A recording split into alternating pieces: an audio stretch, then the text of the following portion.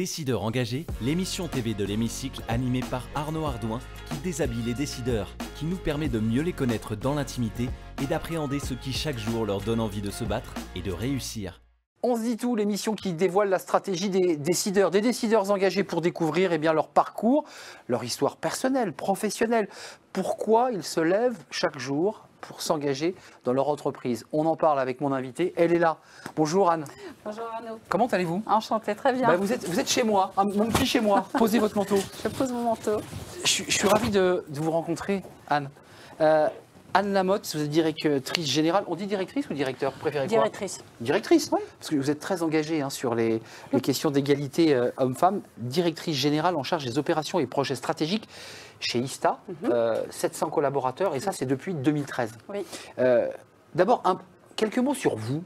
On arrive comment dans une entreprise comme ISTA qui installe...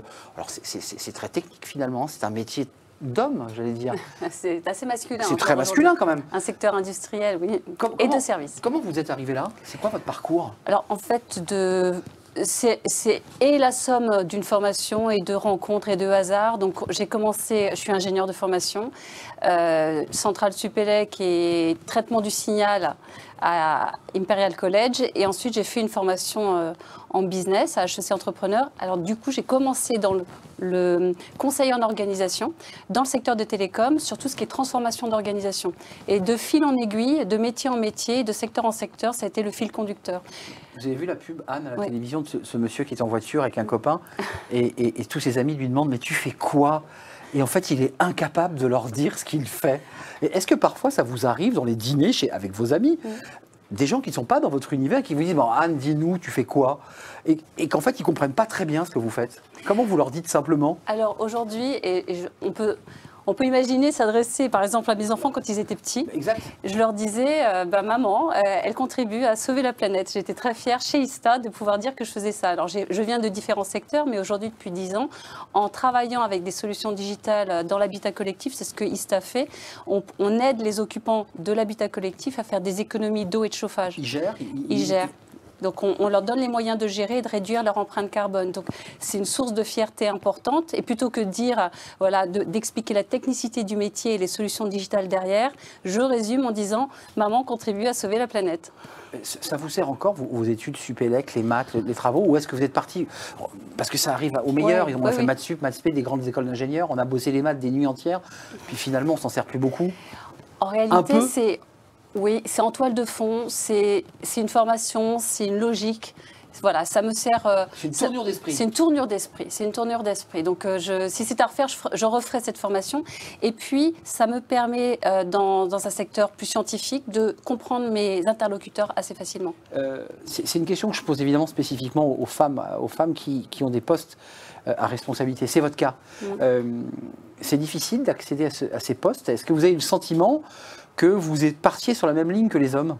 Ce serait pas très juste de dire que non, il n'y a pas une totale égalité. Je me suis longtemps pas posé la question. J'étais dans un milieu d'hommes depuis la prépa, prépa et après dans les écoles d'ingénieurs. Oui, on était moins de 20% de filles, mais ça m'a jamais perturbée. C'était que le meilleur gagne. De toute façon, les concours sont anonymes, enfin peu importe.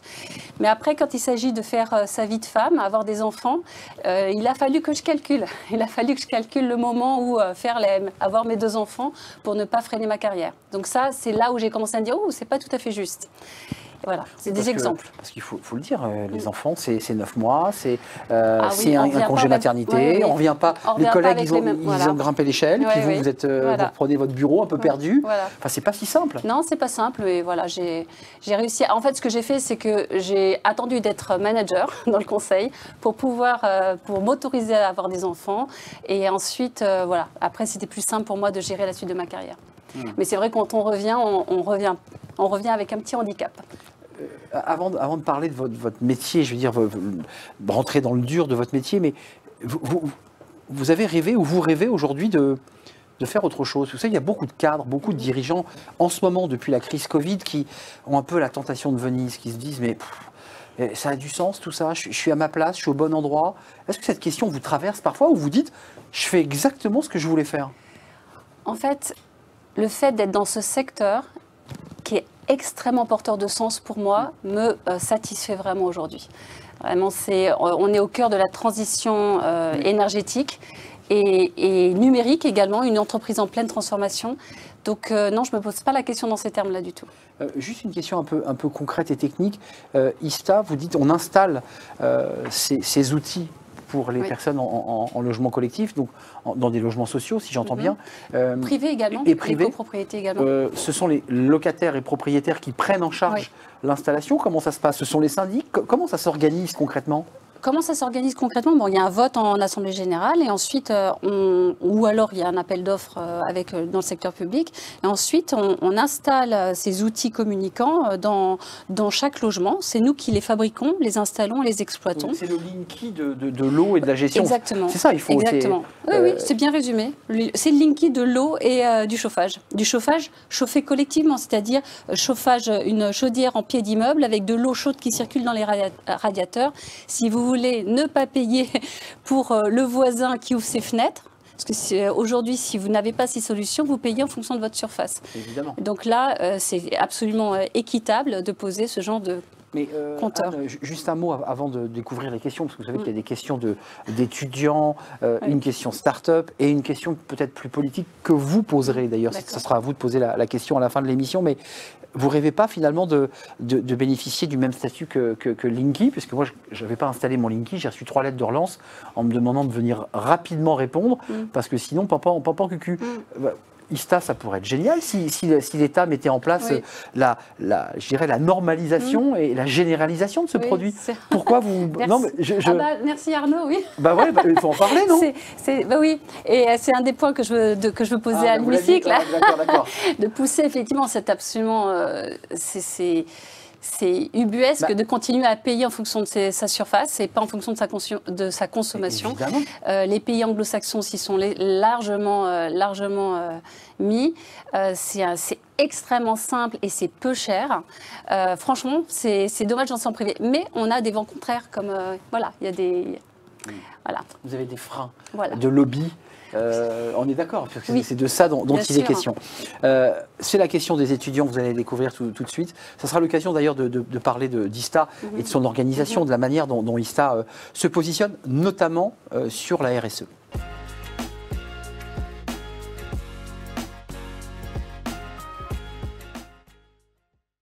Anne, les étudiants vous posent la question et posent la question aux décideurs engagés. Ils s'interrogent, ils ne sont pas encore sortis de leurs études, mais on parle beaucoup de la RSE, responsabilité sociétale ou sociale d'ailleurs en fonction, et environnementale.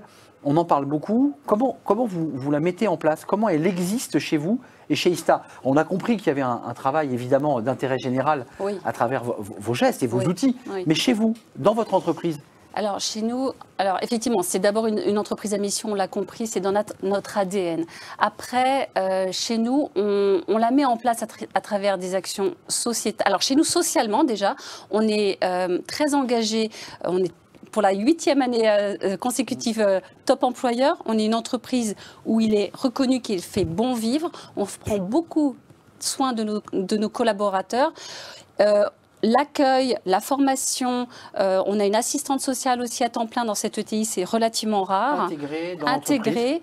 Nous amène, aujourd'hui, les collaborateurs qui rentrent chez ISTA, ils rentrent comme dans une deuxième famille, c'est vraiment ce qu'on sent quand on les questionne, on a des sondages réguliers. Ils viennent chercher du sens, ils y trouvent du sens et on a très peu de turnover. On est également très engagé sur les sujets de la parité, forcément. On a une équipe de direction aujourd'hui déjà 50% hommes, 50% femmes. Et ceux qui installent, c'est pareil. Alors, c'est beaucoup de techniciens encore. On a des femmes, on commence à avoir des chefs d'équipe et on encourage les femmes à prendre ce type de métier aussi grâce à des portraits qu'on met en place sur nos réseaux sociaux.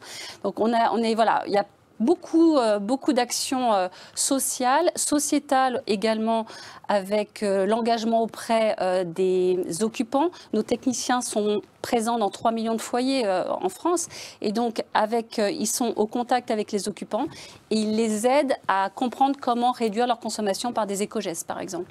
Ça c'est des exemples, j'en ai bien d'autres, mais voilà, pour répondre rapidement. En tout cas, ce qui est intéressant, c'est l'idée qu'il y fait bon vivre. C'est-à-dire, y faire bon vivre, Oui. c'est qu'on est content Oui. d'ouvrir la porte de l'entreprise Oui. le matin. Oui. Ce qui n'est pas le cas de tous les collaborateurs dans les autres entreprises. C'est un vrai atout d'ISTA. Mais c'est vraiment dans l'ADN et c'est reconnu par la grande majorité des collaborateurs aujourd'hui.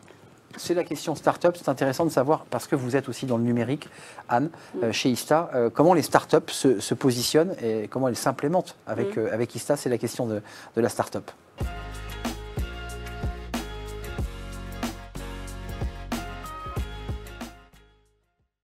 Anne, c'est intéressant, les startups, les scale-up, toutes ces entreprises qui innovent souvent dans la tech, mais pas seulement d'ailleurs. Est-ce qu'elles vous challenge? Est-ce qu'elles tapent à la porte d'ISTA? Est-ce que vous travaillez avec elles pour améliorer encore votre service? Comment ça se passe, cette relation avec les startups? Alors, je dirais qu'aujourd'hui, on est plutôt au début du processus. On a mené 2 grandes actions jusqu'à présent. Un exercice de mécénat de compétences personnalisées dans le cadre d'un tremplin start-up qui faisait partie des assises de la parité l'année dernière, un événement organisé par International Women Forum, justement. Sur, dans lequel vous êtes engagée? Je suis très engagée sur justement l'égalité des hommes et des femmes dans la sphère professionnelle. Et donc, dans ce cadre-là, on a aidé les lauréats à bénéficier de compétences marketing, RH, financières, etc. Et puis, on est engagé dans un cluster d'entreprises et de start-up qui s'appelle Maïmo, qui mutualise les compétences et les savoir-faire des différentes entreprises pour travailler dans l'immobilier à un immobilier plus intégré, durable, voilà, vertueux. Et donc, typiquement... Vous êtes un des acteurs de cette chaîne. On est un des acteurs de cette chaîne et un exercice qu'on mène particulièrement, c'est avec de l'intelligence artificielle, on en parle beaucoup, c'est travailler à la maintenance prédictive des équipements dans les logements. Voilà. C'est-à-dire de chauffage, voilà. Les chauffe-eau, parce oui. que c'est une angoisse terrible, les chauffe-eau. Oui. Alors non, là pour l'instant, nous on est vraiment sur l'équipement capteur et compteur, mais on peut très bien, voilà déjà, mais en collaboration avec d'autres acteurs de l'immobilier, on peut très bien imaginer plusieurs types de business models ou d'autres use cases. Ça sera la question de l'hémicycle TV. Alors j'ai un peu défloré par ma question tout à l'heure, d'une manière un peu naïve d'ailleurs, en m'interrogeant. Oui, c'est bien. Pour les raisons, sur les raisons qui faisaient que vous ne bénéficiez pas finalement du statut Linky, c'est-à-dire une installation, une généralisation. Ben justement, ça va peut-être vous redonner l'occasion de le redire, peut-être plus précisément encore, c'est la question de l'hémicycle.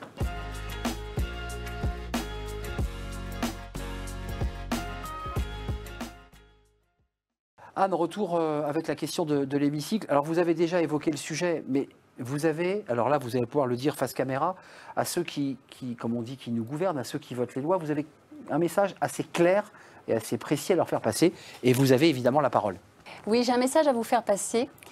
On a plusieurs dispositifs déjà qui vont dans le sens des économies d'énergie. Dans la loi climat et résilience, on a un dispositif qui favorise la rénovation des logements, c'est très bien. Il y a également MaPrimeRénov', qui est un dispositif qui va dans le bon sens. Et il y a l'individualisation des frais de chauffage, payer pour ce qu'on consomme.